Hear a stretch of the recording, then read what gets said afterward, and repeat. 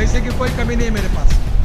मैं लाखों करोड़ की बात करता हूँ, एक पत्रकार मुझे बोल दे मैं तो 200, 400, 500, 1000 करोड़ के काम को जाते ही नहीं। मैं 5000, 6000, 10,000, 15,000, 1 लाख करोड़ का रोड बना रहा हूँ दिल्ली मुंबई। छोड़ता नहीं, अगर कोई गड़बड़ हुई रोड पे तो छोड़ूंगा। मैं ठेकेदार और अधिकारी को पीछे, हाँ बिल्कुल ठोकूंगा, सुस्ती नहीं करूँगा।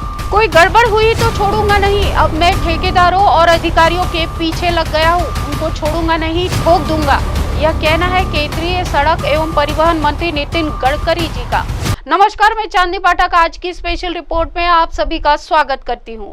इस बातचीत में जब उनसे गुजरात के बड़ोदरा में हाल ही में हुए पुल हादसे को लेकर सवाल पूछा गया तो उन्होंने कहा एक्सीडेंट अलग चीज है और जो काम बेईमानी और फ्रॉड करते हैं तो उन्हें माफ नहीं करना चाहिए, लेकिन अगर गलती दुर्भावनापूर्ण तरीके से हुई है तो ठोक देना चाहिए। छोड़ता नहीं मैं, अगर कोई गड़बड़ हुई रोड पे तो छोड़ूंगा नहीं। अब मैं ठेकेदार और अधिकारियों के पीछे ही लगा हूँ, हाँ बिल्कुल ठोकूंगा मैं, सुस्ती नहीं करूँगा।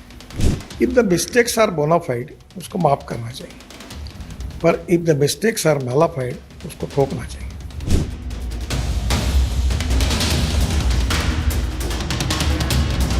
एक इंटरव्यू में हमारे गडकरी साहब कहते हैं पैसे की मेरे पास कोई कमी नहीं है, तो आप करोड़ों अरबों पैसे जहां लगा रहे हैं क्या वो सही जगह इस्तेमाल हो रहा है, ये कौन देखेगा। अब नागपुर में यादव नगर पुल को ले लीजिए, जो उद्घाटन से पहले ही धंस गया।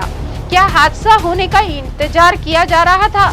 लोगों ने इस पुल का नाम भगवान भरोसे रख दिया है। क्या कहेंगे इस बारे में केंद्रीय मंत्री नितिन गडकरी जी। एक अन्य बातचीत में नेशनल हाईवे की सड़कों और बीते दिनों बारिश के बाद उनमें हुए गड्ढों को लेकर वायरल हुई तस्वीरों पर सवाल पूछा गया तो नितिन गडकरी ने कहा कि अगर रोड पर गड़बड़ हुई है तो छोड़ता नहीं हूं, मैं ठेकेदार और अधिकारियों के पीछे लगूंगा कि मेरे देश की संपत्ति है, मैं इसके साथ समझौता नहीं करूंगा। जितनी चिंता मुझे मेरे घर की है उतनी जिम्मेदारी मेरी उस रोड के साथ भी है। ये एक बात बताइए, देखो एक्सीडेंट ये डिफरेंट थिंग है और जो काम करते समय बेईमानी और फ्रॉड करके गलत करो वो दूसरी बात है। If the mistakes are bona fide उसको माफ करना चाहिए, पर if the mistakes are mala fide उसको ठोकना चाहिए। अगर कोई गड़बड़ हुई रोड पे तो छोड़ूंगा नहीं। These are the asset of my country, मैं इसके साथ कॉम्प्रोमाइज नहीं। आपको बता दें कि गुजरात में वडोदरा और आनंद को जोड़ने वाला पुल टूटने की वजह से 19 लोगों की मौत हो गई थी। यह पुल महिसागर नदी पर बना हुआ था और बीचों बीच से टूट गया था। उसे लेकर कई सर्च ऑपरेशन चलाया जा रहा है। चलते पुल के टूट जाने से 2 कार और 1 रिक्शा नदी में गिर गए थे और एक टैंकर टूटे हुए हिस्से में फंस गया था।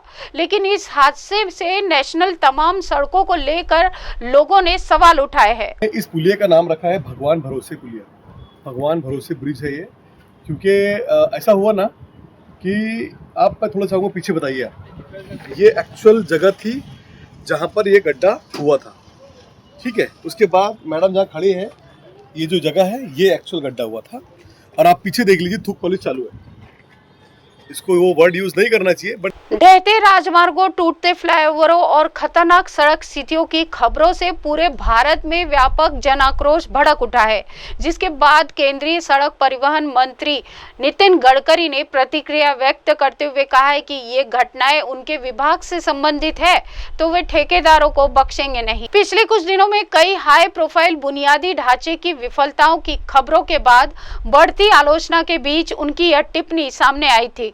गुरुग्राम में भारी बारिश के बाद सड़क धंसने से एक ट्रक गड्ढे में समा गया। राजस्थान के झुंझुनू जिले में बागवाली जहाज को NH-52 से जोड़ने वाली एक नई बनी सड़क उद्घाटन से पहले ही कटली नदी में बह गई।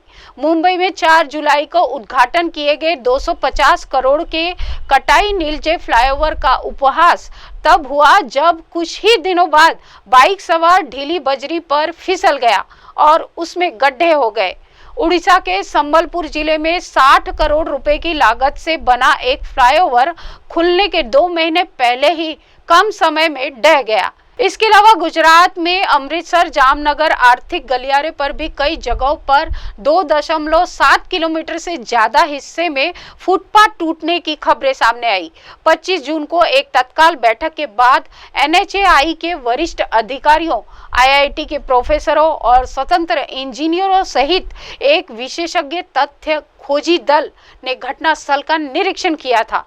समिति के प्रारंभिक निष्कर्षों में खराब गुणवत्ता वाली निर्माण सामग्री, अपर्याप्त जल निकासी और सतही मरम्मत को विफलता के प्रमुख कारण बताया गया है। क्या इंजीनियर और संबंधित लोगों को सस्पेंड कर देना ही काफी है? इसके अलावा क्या कदम उठाए जाने चाहिए? इस पर कोई विचार विमर्श होता है? तो क्या कहेंगे इस पर नितिन गडकरी जी?